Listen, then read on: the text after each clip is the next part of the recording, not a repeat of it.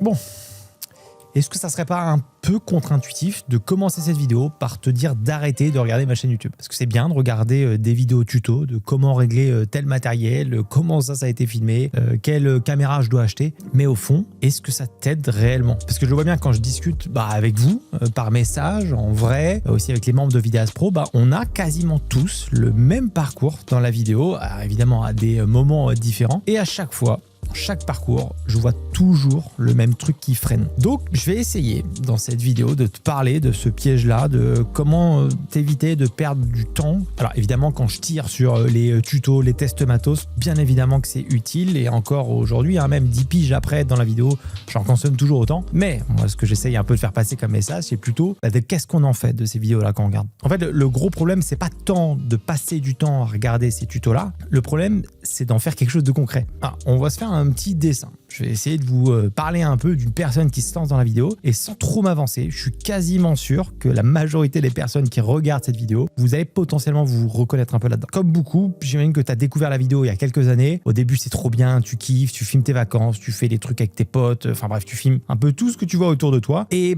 t'es content, enfin tu trouves ça plutôt bien. Mais au bout d'un moment, tu commences à te dire, ok, c'est pas mal, mais j'aimerais bien peut-être un peu plus progresser dans la vidéo, essayer de faire des plans un peu plus sympas, faire des effets, etc. Et donc naturellement, tu commences à glisser vers le YouTube tuto game parce que justement, c'est là où tu peux tout apprendre. Et au début, voilà, on va pas se cacher, ça t'aide à fond. Tu apprends grave, tu vois la différence dans tes vidéos, tu testes des choses, tu mets en place, tu kiffes. La progression, elle est rapide. Et peut-être que ça vous est arrivé, peut-être que vous n'y êtes pas encore ou peut-être que vous êtes en plein dedans, mais à un moment donné, tu bascules. Tu arrives dans ce moment-là où tu as regardé 10 tutos sur l'étalonnage, tu as regardé 20 sur le storytelling, 15 sur la lumière, mais ta dernière vidéo terminée et postée, elle date d'il y a plusieurs mois. Et le pire dans tout ça, c'est que tu as l'impression d'avoir progressé. Parce que en soi, t'apprends des trucs. Donc, tu as un peu l'impression d'être sérieux, de faire les choses dans le bon ordre. Et c'est là où souvent tu commences à te dire, voilà, une fois que je maîtriserai bien l'étalonnage, c'est bon, je pourrais me lancer. Une fois que j'aurai cette caméra-là, je sais que je serai prêt à me lancer dans la vidéo.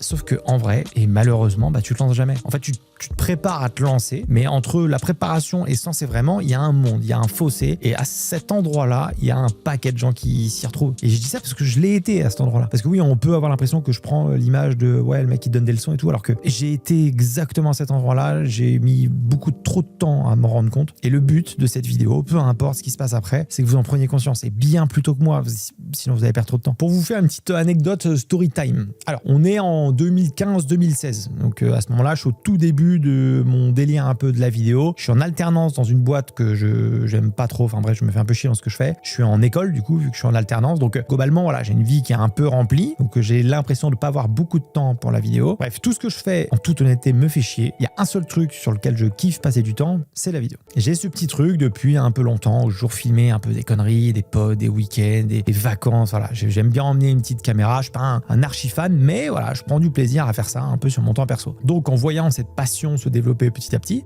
naturellement, j'ai envie de progresser. Alors, on l'a vu tout à l'heure, comment on progresse, boum, je prends mon ordi, tuto YouTube, etc. Donc à ce moment-là, j'apprends à fond. Vraiment, je me forme, je bouffe des tutos, j'achète d'ailleurs une nouvelle caméra et voilà, je sens en fait que je commence à passer la deuxième et je le vois en fait, mes vidéos progressent, pas incroyable, mais ça reste pas trop mal. Et donc en voyant de faire ce parallèle un petit peu, regarder des vidéos, acheter du matos, tester vite fait, je me dis ok, j'ai compris la recette. Je sais pas pour qui je me prenais et donc je m'enferme globalement et je me dis ok, je bourrine du tuto. Je mange de la formation du truc YouTube, je regarde tout sur l'étalonnage, la lumière, la composition, toutes les règles en fait pour faire une bonne vidéo. Et en fait, ma stratégie à ce moment-là, c'était de me dire ok, apprends tout, comme ça tu vas être beaucoup trop chaud et dès que tu vas vouloir être un peu plus sérieux dans cette activité-là, tu auras tout appris. Et donc quand je pense avoir appris suffisamment pour faire une bonne vidéo, et je rentre sur le marché de la vidéo, je commence à en parler autour de moi, je commence à dire à mon école, à mes potes, à ma famille que ça y est, je fais de la vidéo, je suis pas encore vidéaste, mais si jamais ils pensent à moi pour un projet, qu'ils n'hésitent pas. Et donc j'ai un premier projet avec mon école, j'arrive le jour J du tournage et je me rappellerai, j'ai tous mes tutos en tête, toutes les compositions, les plans que je dois filmer et tout, boum boum boum, on y va, c'est dégueulasse.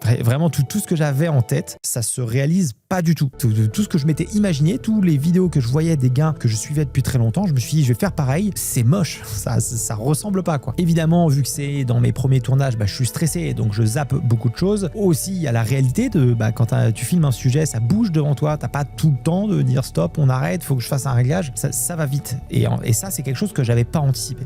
J'avais tout appris, mais je savais rien faire. Résultat des courses, la vidéo est pas si mal. Avec le recul, elle est dégueu évidemment, mais sur le coup, elle est pas affreuse, même si moi je suis dégoûté. Vraiment, je suis dépité. Je me dis c'est pas ouf. D'ailleurs, voilà, j'ai un retour du client qui me dit c'est pas ce qu'il attendait. Super. Autant dire que là, c'est petite claque. Et je me dis voilà, écoute, la vidéo, c'est peut-être pas fait pour moi. Je pensais avoir tout appris, je pensais avoir tout compris, je pensais que ça allait le faire. Ça le fait pas. Je suis peut-être pas la personne qu'il faut pour ce genre de projet, quoi. Évidemment, c'est drôle de repenser un peu à tout ça quelques années après. Et ce qui est con, et ce qui est dommage, c'est que j'ai mis des années à comprendre ce qui s'était passé, en fait, à ce moment-là. En fait, à l'époque, tous les mecs que je regardais, les tutos, les formations, en fait, moi, je voyais leur niveau à l'heure actuelle. En fait, je voyais leur réussite, je voyais ce qu'ils faisaient de beau, mais je voyais absolument pas tout ce qu'ils avaient planté, tout ce qu'ils avaient raté, tout leur évolution en fait de base. Et en fait, je me rendais pas compte de comment ces mecs-là avaient progressé. Qu'est-ce qu'ils faisaient qu'ils étaient arrivés à ce niveau-là? Pour moi, c'était voilà, leurs premières vidéos, elles étaient très bien, donc je me suis dit qu'ils étaient, je sais pas, ils étaient bons, quoi. Et donc du coup, j'avais essayé d'apprendre tout comme eux en me disant, moi aussi, je vais essayer d'être bon dès le début. Et donc j'ai essayé de creuser, j'ai essayé même de les contacter et voilà, dites-moi les gars comment vous avez fait pour être aussi bon. Évidemment, j'étais personne, donc j'ai pas eu de réponse, mais avec le temps, j'ai compris. Ces personnes-là, les gens que je suivais, les gens qui me donnaient envie, qui m'ont appris, ils ont pas forcément passé des heures à regarder des tutos. C'est des gens qui se sont mis en action, qui ont fait des projets, qui ont enchaîné les vidéos et pas simplement un projet et après je me remets dans les tutos. Non, c'est des mecs qui ont bouffé de la vidéo, qui ont fait que ça. Et en fait, on se rend pas compte, mais ces gens-là, et moi je l'ai compris aussi un peu après, plus tu fais des plans, plus tu fais des projets, plus tu fais des erreurs. Tu te plantes, tu fais des trucs qui sont à chier et tu fais des plans qui sont incroyables. Et en fait, c'est ça justement qu'on appelle l'expérience. C'est comme ça que tu progresses réellement. Et ça, sur le coup, je mets honnêtement un peu de temps à me rendre compte. Je pense même d'ailleurs que je veux pas le regarder en face. Parce que ça veut dire, c'est le confort. On en parlait un peu tout à l'heure, mais c'est le confort de regarder des vidéos YouTube. Là, ce que je comprends de ces gars-là, c'est qu'ils font. Donc ça veut dire qu'il faut que je me bouge. Je me mets un peu en mode où je dis oui à tout. Je sais pas si vous avez vu le film Yes Man, mais c'est un peu ça. Tous les projets qu'on me propose, dès qu'on me parle de quelque chose, même si c'est nul, je prends ma caméra, j'y vais. Et donc j'enchaîne les projets vidéo, des trucs qui sont absolument pas rémunérés, je suis pas payé. Enfin voilà, on est loin d'être dans le monde de je vais toucher de l'argent, mais juste je mange de la vidéo. Je veux me planter, je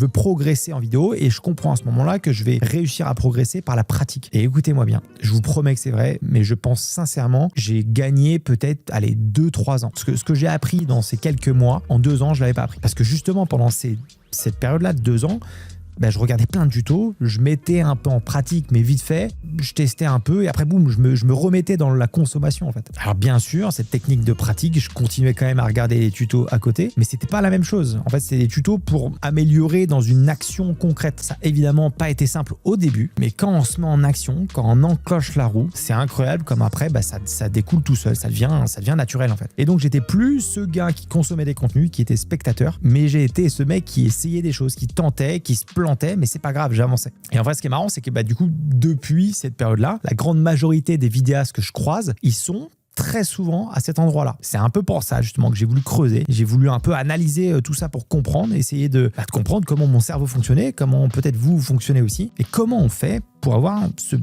putain de déclic là qui nous dit ok vas-y j'y vais quoi. Et en creusant un peu tout ça, je me suis rendu compte qu'il y avait 3 raisons qui faisaient qu'en général on restait bloqué à cet endroit-là. Raison numéro 1, apprendre ça rassure. Quand tu regardes un tuto, t'as ce sentiment con de productivité. Tu coches une case en fait et tu dis ok ça maintenant je le sais le faire. Sauf que c'est fort parce que c'est une illusion en fait. T'as juste consommé une info.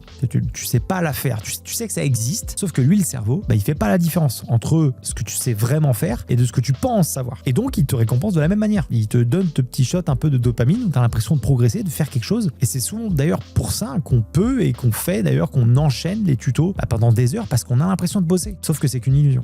La deuxième raison, c'est ce que j'appelle le piège un petit peu du allez, encore cette compétence-là et c'est bon, je serai prêt quoi. Ça arrive un peu souvent, vous l'avez peut-être eu, moi je l'ai eu pendant longtemps, c'est en mode je me dis que je serai prêt quand je serai vraiment bien maîtrisé à la lumière. J'ai appris ça et après je me suis dit, ouais mais tu vois là du coup c'est le son, il faut que je progresse un peu, c'est pas très bien maîtrisé. Une fois que c'était mieux, et après je me suis mis sur autre chose, c'était de travailler beaucoup plus l'étalonnage. En fait c'est le syndrome d'une liste qui n'en finit jamais. On n'a jamais fini de tout apprendre, de tout maîtriser. Dans la vidéo comme dans pas mal d'autres activités, on ne finit pas pas le jeu. On progresse tout le long de notre évolution. Donc, désolé de te le dire, parce que j'aurais aimé qu'on me le dise, mais si tu attends de tout maîtriser avant de te lancer dans la vidéo, de faire tes premières vidéos pour des clients, pour toi, peu importe, tu ne te lanceras jamais. Tu ne seras jamais prêt à 100% pour faire la vidéo idéale. Et la troisième raison, c'est probablement la plus importante et peut-être celle que vous voulez le moins vous avouer, c'est que apprendre, ça protège de l'échec. Tant que tu apprends, mais tu peux pas te planter. Personne ne va juger un tuto que tu regardes. Par contre, une vidéo que tu publies, bah là oui, les gens vont la voir. Un mail que tu envoies à quelqu'un, bah lui aussi, il peut être jugé. Donc inconsciemment, on choisit le confort. Et le confort, c'est justement de continuer à se préparer indéfiniment sans jamais être confronté au réel. Donc, ok, mais concrètement, qu'est-ce qu'on fait si on est dans cette place-là? En fait, il faut complètement renverser la logique. Au lieu de te demander qu'est-ce que je dois apprendre avant de me lancer dans la vidéo, tu dois plutôt te demander qu'est-ce que je veux faire concrètement. Et du coup, en fonction de ça, qu'est-ce que je dois réellement apprendre pour faire cette chose-là? Et c'est pas du tout le même état d'esprit en fait. On n'est plus dans la même optique de progression, on est dans du concret. Parce que oui, ça j'ai mis vraiment beaucoup de temps à le comprendre, mais la compétence, elle ne vient pas avant l'action. La compétence, elle s'apprend pendant l'action. Tu veux progresser et devenir meilleur, par exemple en composition, en cadrage, tu peux regarder 50 tutos, tu vas comprendre tous les concepts, tu sauras ce que c'est, la règle des tiers, le nombre d'or, la différence avec les plans 3D, tout ça, tu auras tout le vocabulaire qu'il faut. Mais le jour J, pour ton tournage avec un sujet dans des conditions qui sont complètement différentes de ce que tu as appris, et c'est là en fait où tu vas tout apprendre, parce que c'est là où tu vas tester, tu vas te rendre compte de ce qui marche, de ce qui marche pas, de ce que tu aimes visuellement et surtout de ce que tu n'aimes pas. Et ça, il faut comprendre que cet apprentissage-là, de ce qui te plaît, de ce qui te plaît pas, tu ne l'auras jamais en regardant les vidéos. Tu l'auras uniquement en testant. Et là, je te parle de la vidéo, mais c'est la même chose si tu veux devenir vidéaste à ton compte. On peut parler aussi de prospection. Tu peux lire, je sais pas combien d'articles, regarder X vidéos qui te dit quoi dire, quel mail envoyer, qu'est-ce que tu dois aborder un client, poser les bonnes questions, tout ça. Le jour où tu vas réellement commencer à envoyer des mails, à contacter des gens, à prendre des refus, à prendre des gens qui vont dire bah oui, carrément, je suis chaud. Voilà, c'est là où tu vas apprendre. Et tiens, si justement on prend un exemple un peu concret, parce que ça peut être un peu différent, Claire, une des membres d'ailleurs de Vidéaste Pro, avant qu'elle nous rejoigne, on avait lancé un challenge pour pousser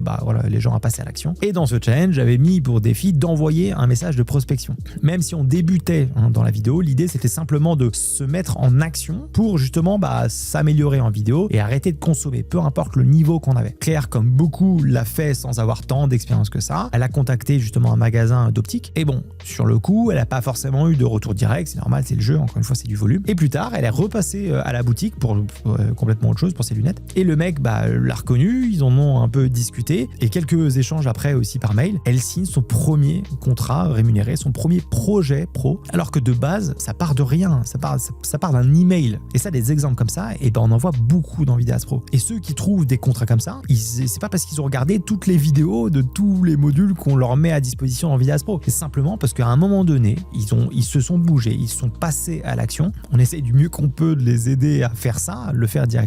Mais voilà, c'est eux qui se bougent au final. Et c'est surtout des gens qui ont peut-être à un moment donné arrêté de se dire ok, il me manque ça, j'ai pas telle caméra, il me manque telle ou telle optique. En fait, c'est pas là. Et à un moment donné, il faut avancer, il faut tester. Et ce que vous avez et aussi surtout ce que vous savez, parfois, et même d'ailleurs très souvent, ça va suffire pour faire une vidéo correcte. Ok, alors maintenant, après avoir dit tout ça, toi qui regardes cette vidéo-là, est-ce que tu es vraiment dans ce cas-là? Pour y répondre, je vais te poser 3 questions et essaye d'être le plus honnête avec toi-même là-dessus. Le but n'est pas de te juger, le but c'est est-ce que tu sais où est-ce que tu te situes? Première question, si tu prends les 10 dernières heures que tu as passées à bosser sur la vidéo, combien de temps tu en as passé à regarder des tutos par rapport à le fait de filmer ou de monter, tu vois? Quel est le ratio entre ton apprentissage et ta pratique? Deuxième question, c'est quand la dernière fois que tu as fait un projet vidéo terminé, mais qui est terminé, publié quelque part? Je te parle pas de juste j'ai commencé le montage et il me reste 2-3 trucs à finir. Je te parle d'un truc qui est publié et qui a été vu par d'autres. Et la troisième, peut-être un peu plus subtile celle-là, si d'un coup, du jour au lendemain, tu peux plus regarder un seul tuto, une seule vidéo, qu'est-ce que tu ferais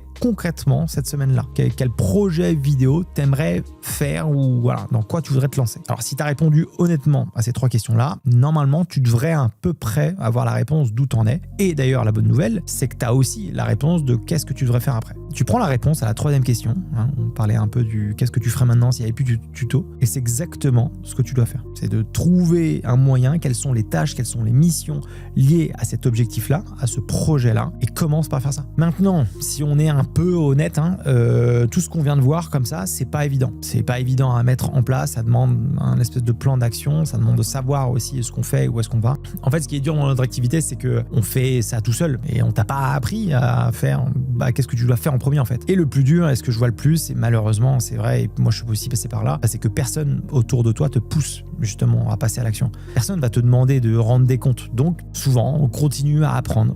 Et en boucle, parce que c'est plus facile, parce que c'est plus confortable. Et c'est en prenant tout ça en compte qu'une grande majorité des gens rejoignent justement Vidas Pro. Notre rôle, c'est pas de pousser au cul les gens H24, mais c'est de mettre en place des choses qui poussent les gens à faire de la vidéo. Et pour ça, on va faire des jeux, on va faire des défis, on va faire des projets. Il y a une FX3 d'ailleurs à gagner en faisant un petit projet documentaire. Parce que mon rôle, c'est pas de faire des vidéos que vous restez derrière votre écran à consommer. Et d'ailleurs, si c'est ce que vous recherchez, pas de souci, vous avez ma chaîne YouTube pour ça. Mais honnêtement, ne rejoignez pas Vidas Pro si vous cherchez un truc simplement à consommer derrière et pas forcément mettre en pratique. Ça sera pas pertinent ni pour vous ni pour moi. En fait, je crois personnellement, encore une fois, assez fort dans le mouvement à plusieurs. Le fait d'être entouré de personnes qui sont à peu près comme toi, au même niveau que toi et qui progressent, ça te donne envie. Enfin, tu vois, c'est un élan en fait. Et c'est exactement ça qu'on essaye de faire. On essaye de mettre en place pour que chacun puisse justement un peu progresser à sa manière, tout en arrêtant, bien évidemment, de perdre du temps là où c'est pas important. Donc pour ceux que ça intéresse, là, Vidas Pro va réouvrir ses portes pendant quelques jours d'ici peu. Je mets évidemment le lien en description pour ceux que ça intéresse. Et pour ceux qui vont pas nous rejoindre, encore une fois, il n'y a pas de souci, vous aurez toujours mes vidéos YouTube. Mais toi qui regardes la vidéo,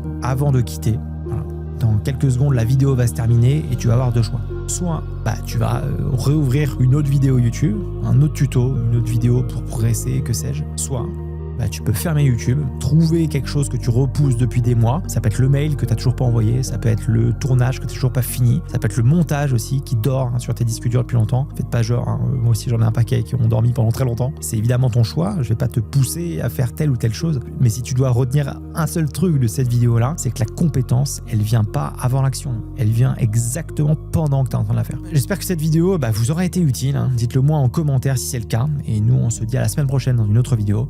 La bise.